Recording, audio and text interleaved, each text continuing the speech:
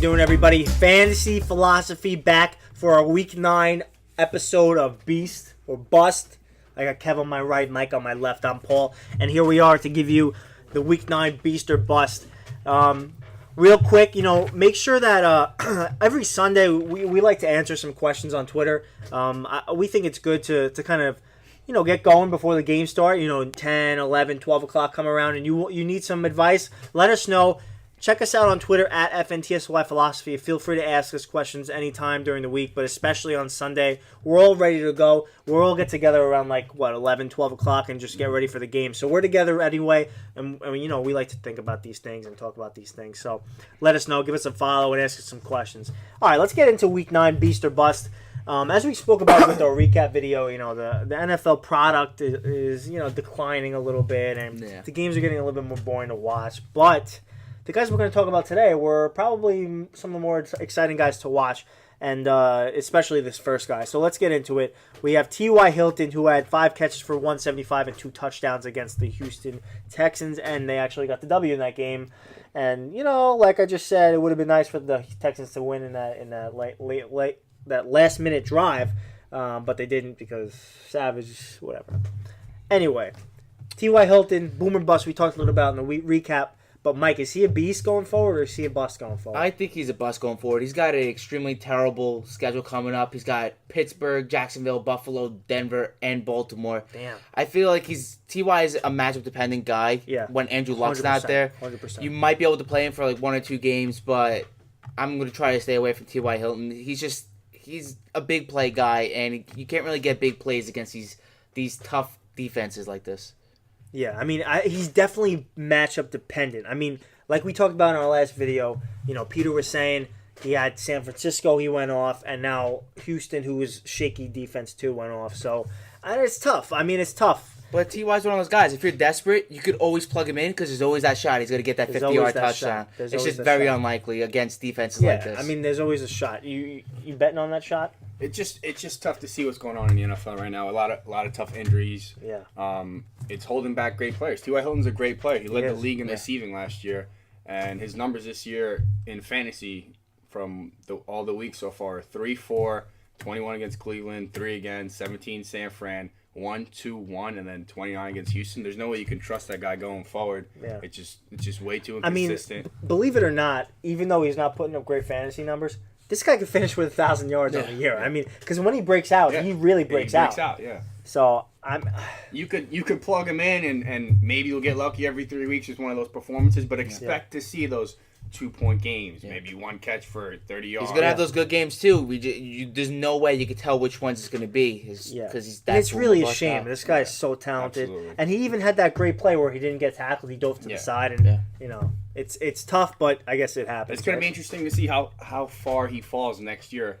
When Luck comes back, too many people may not be too high on him, so it's going to be interesting to see where he goes in the draft. Yeah, he could definitely be one of those value guys, but everyone will hype him up, and he'll be back up to the third, he'll still be round. going high second round, for sure. Definitely. All right, let's move on to another guy in the Philly versus Denver game. Again, very disappointing game to watch. Denver's defense almost non-existent. Brock Osweiler, the Brocket ship, playing like crap again. What a mess. Terrible, disgusting. I know that you said you were listening to some guys today talking about him. Nothing good to say, I'm sure. He's probably the worst starting quarterback in the league. He's just on another level. And that's a lot to say with all these backups in nowadays. So I want to focus on one guy, running back for the Philadelphia Eagles, Clement. 12 carries for 51 yards and 2 touchdowns, but also had that catch for another touchdown. 3 touchdowns, had about 25 points in standard leagues.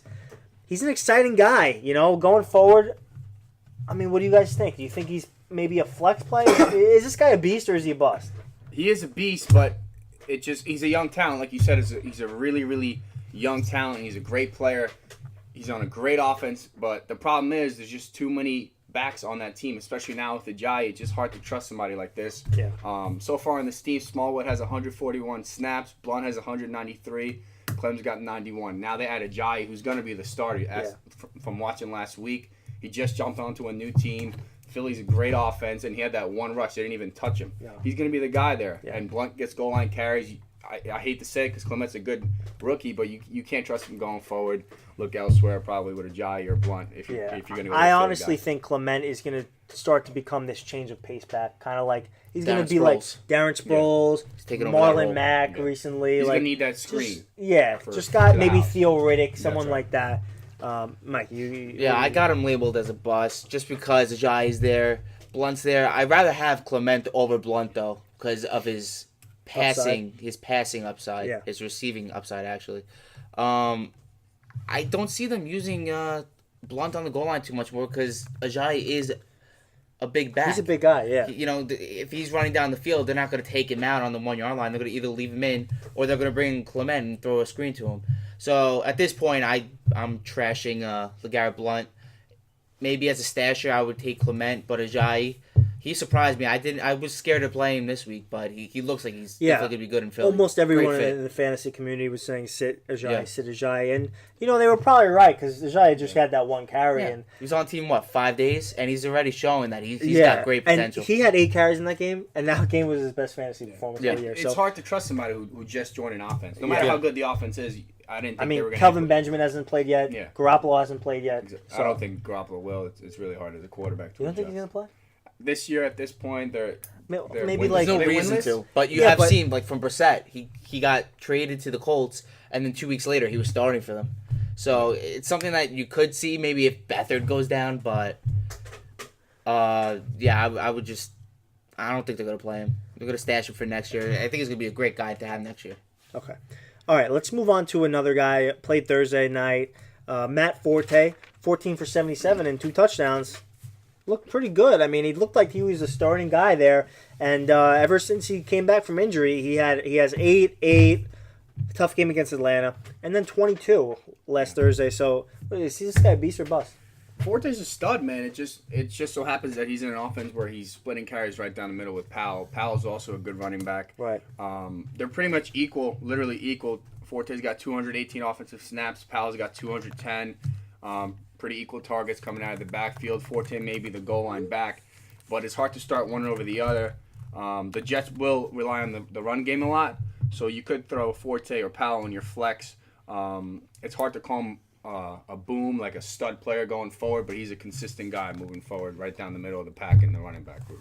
Yeah, out of all the running backs from New York, I would definitely choose Matt Forte. He hasn't been getting too much volume over there, but he's been very consistent. He's a good flex option, and this was his first game getting over 10 carries, believe it or not, and he proved that he deserves the carries. I think he's going to get more carries going forward, and he's definitely a strong flex option. Yeah, I like him a lot. I mean, he's because he has the ability to catch the ball, and we've seen him in the past. This guy used to have like 60% of the Bears' offense, and he's still, 29, 30? He's still, decently young, so we'll see going forward. Another guy who, had pretty big game, finally broke out, and he's been consistent all year with Jared Goff. Robert Woods, 4 catches for 70 yards and 2 touchdowns, 19 fantasy points. Pretty good week for him. Caught that screen pass, took it 55 yards for a touchdown. Mike, you starting this guy at all? What do you think? Yeah, he's another guy that he's a solid flex option. I think he's Goff's true security blanket. Yeah. He trusts him more than any other receiver over there. He's hardly using Sammy Watkins, and if he does, it's for a long touchdown. If I had to choose any Rams receivers, it's going to be Robert Woods. He's been consistent and reliable. I'm going to keep putting him in my flex if I have him. Kev? Robert Woods is the workhorse of that offense. He leads them in receiving yards, routes ran, receptions. McVay loves him, but McVay, he gets everybody involved in that offense. Yeah, definitely does. And, I mean, Goff is playing well, but Robert Woods is a guy to go with. He's a very low ceiling. He's a guy to go with in deeper leagues if you really need a wide receiver. I wouldn't play him in a wide receiver slot, maybe in a flex, depending on the matchup. It's just so inconsistent with all those guys in LA, especially with Gurley getting all that bulk, and Cooper Kupp is there. He's a very low ceiling guy, but you could plug him in if you really need a flex play or a wide receiver 2 if you're on a bye or injury prone. So. Yeah, I agree. You need 6 points. Yeah, this guy gets you 6 points. If they start using Sammy Watkins more, I think it actually helps Robert Woods. Take some pressure off. Open him up a little bit. Yeah, definitely. But this guy, he can do things with the ball. So, I think he's a great option going forward if you need. All right, Cole Beasley, 2 touchdowns against Kansas City.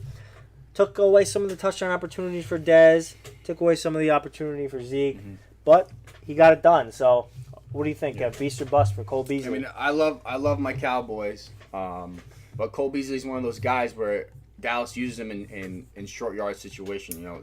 3rd and 3, fake it to Zeke, dump it to Cole.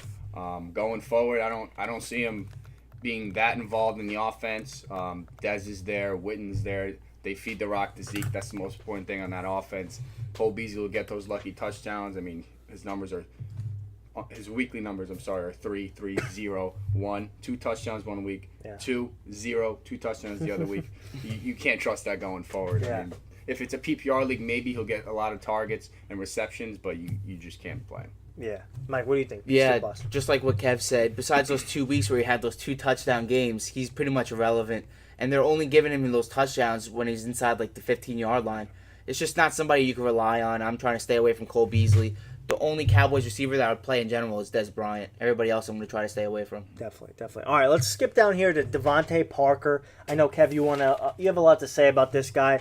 Had a decent bounce back night last night against Oakland. He was more involved, definitely more involved. Jay Cutler even had a big night, so maybe their offense is turning around a little bit. What do you think, Devante Parker? Is he remaining as that high regarded beast, or is this guy still bust? Absolutely, I have him going in as a huge stud for the rest of the year. Him and Jay Cutler have a great connection. He gets the targets, 9, 10, 8 targets a week. They're playing New England twice, whose defense hasn't really been showing up too well, and they're playing the Tampa Bay Bucks. I like Devante Parker. Strong, tall, fast wide receiver. Jay Cutler's got a great arm. Play him and Jarvis Landry going forward, I think. Yeah, I agree. Jay Cutler actually hyped him up a lot this offseason. Yeah. They have a really good connection. When they're both in together, you see that they have a connection. Jay Cutler looks for him, and he's just like that one big play away from everybody hyping him up. We saw that amazing catch he had last night. Everybody was comparing it to the Odell catch. Yeah. I think that's just beginning. I think Devante Parker very soon will be a top receiver in the league. Yeah, he definitely has the body, the athleticism, the speed. Yeah. He's got all the skills you look for in a wide receiver, and he's due. Yeah. He's due for that breakout. Definitely due. All right, another guy who this week, we usually talk about guys who have great weeks in Beast or Bust, but this week we're going to talk about a guy who had a week that we're not used to. Will Fuller. Very lackluster game for him. Did not score that touchdown. His streak of scoring a touchdown in all those games is over. Does he remain as a beast, putting up 15, 20 points a week, or is this guy now a bust? Last week, Pete and I drooled over the Texans. Fuller, Hopkins, Lamar, everybody start him. You gotta. Tom Savage is the quarterback. This guy's got 281 yards, 3 fumbles in 2 starting games, and 1 touchdown. He threw it up to D-Hop on a Hail Mary. Yeah. Fuller's done, man. Maybe he'll have 1 more touchdown at the end of the year. I can't start him in any of my leagues. You just can't. Tom Savage he's not a starting quarterback. I'd rather play my grandmother at quarterback than Savage. No, I'm sorry, that's an insult to Savage. He's in the NFL, but you can't play Will Fuller, especially with his intangibles, the deep guy only. It just sucks because there's a lot of talent on that team, but you can't play him. Mike, what do you think? Will Fuller he's almost a replica of T.Y. Hilton, and I'm trying not to shit on Tom Savage too much because he actually has a really strong arm, and if they can get some kind of connection going, it could be something special. He did have 8 targets this week to Will Fuller, Tom Savage, and it's like that one catch away. Will Fuller, it's always been the same thing. If he gets that one catch or a touchdown, he's like, oh my God, Will Fuller, best receiver in the NFL. It's not consistent enough. I'm not a big fan of these guys that are just, the speedy, relying on the big catch. Yeah. I want somebody that's going to get the volume, gets the catches, and gets the catches in the red zone. Yeah. And he's just not that guy. I mean, definitely rather have DeAndre Hopkins going forward. Oh, 100%. 100% would definitely have D-Hop going forward. All right. I think that's going to wrap it up for us with Beast or Bust. Kevin and Mike giving us some great info. Mike, you look great tonight, by the way. Love the shirt. I mean, you're rocking that watch like nobody's business. Mike, show the camera the watch, Mike. Damn, check out that watch. We're not even sponsored. Nice sale on Amazon. Or Amazon. We don't sponsor us either.